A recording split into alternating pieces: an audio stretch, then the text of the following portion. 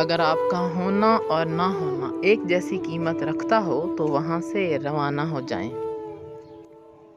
کسی بھی لڑکی کے بارے میں اتنا ہی بولو جتنا اپنی ماں، بہن اور بیٹی کے بارے میں سن سکو۔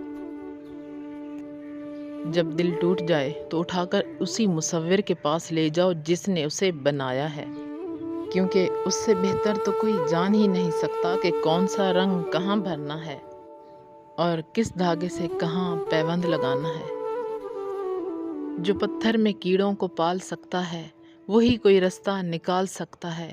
وہ کن فیکون کا مالک ہے، ایک وہی یہ مصیبت ٹال سکتا ہے۔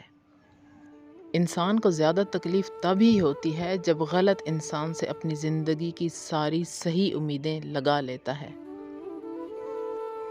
امام حسن بصری رحمۃ اللہ فرماتے ہیں، علماء کی مجلسوں کے علاوہ ساری کی ساری دنیا اندھیرا ہے۔ اگر ہمیں یہ احساس ہو جائے کہ ہمارے ماضی کے کام نہ ہونے میں کتنی بہتری تھی تو ہماری بے سکونی ختم ہو جائے۔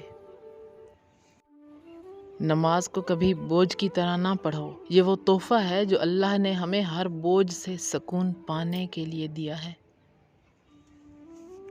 جناب رسول کریم صلی اللہ علیہ وآلہ وسلم فرماتے ہیں، طویل خاموشی اختیار کرو، اکثر غور و فکر کرو، واعظ و نصیحت پر عمل کرو اور تھوڑا ہنسا کرو اور اپنی غلطی پر پشیمان رہا کرو، تب اللہ کے نزدیک وجیح و مقبول ہوگے۔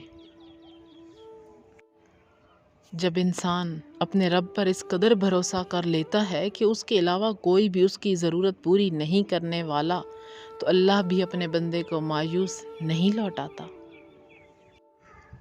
امام جعفر صادق علیہ السلام نے فرمایا، جس قدر خدا کے احسانات کو یاد کرو گے اس قدر خدا سے محبت ہوگی۔